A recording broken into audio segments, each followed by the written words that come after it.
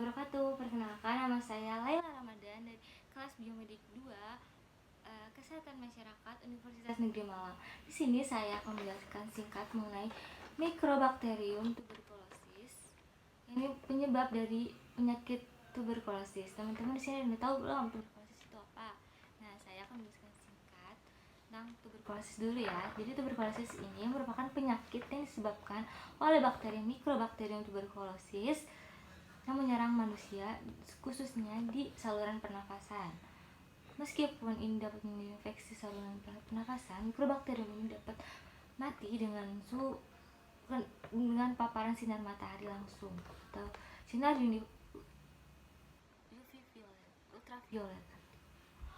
ultraviolet.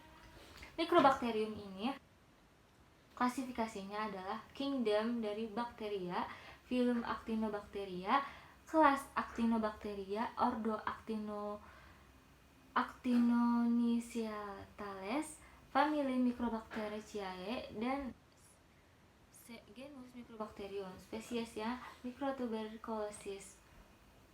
Nah, morfologi dari si Mycobacterium tuberculosis ini merupakan bakteri gram positif yang berbentuk batang lurus dan ini tidak berkapsul maupun tidak berspora. Nah, pewarna dari Zeynel ini berwarna kemerahan agak kekuningan dan belakangnya akhirnya berwarna biru. Dan bakteri ini merupakan bakteri gram positif. Dan jika dilihat dari mikroskop elektron, dinding sel ini merupakan dinding sel yang tebal dan mengandung lisosom yang mengandung lipid sebanyak 25%. Dan kandungan lipid ini bersifat khas bakteri untuk menghindari kekeringan, alkohol, zat asam, dan lain-lain.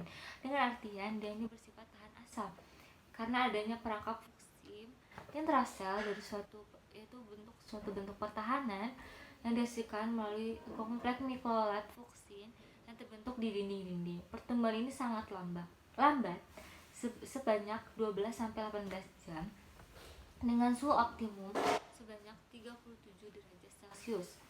Nah, kuman ini mati dengan bertahan selama 1-2 jam.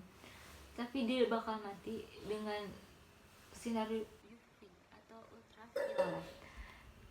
Nah, cara penularannya tersebut adalah dengan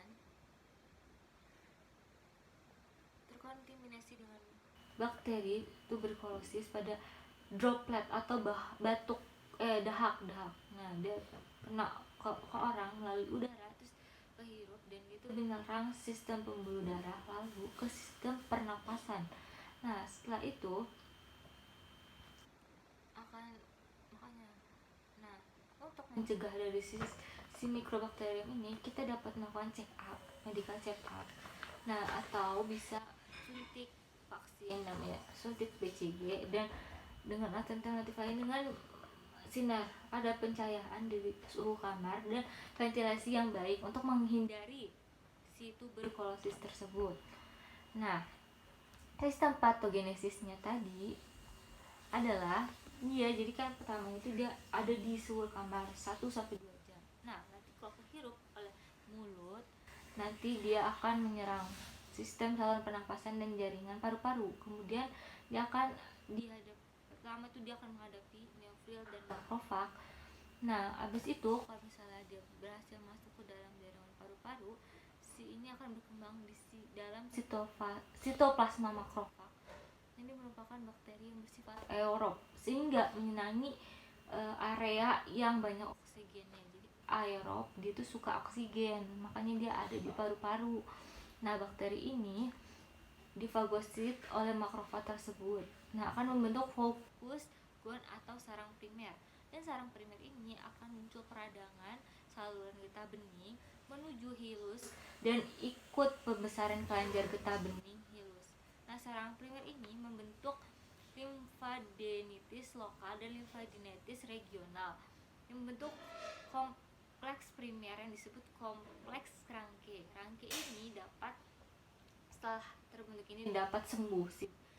Orang itu tersebut dapat sembuh tanpa cacat atau sembuh ada cacat atau dia sebagai karier. Jadi dia itu bisa menyebarkan ke orang lain.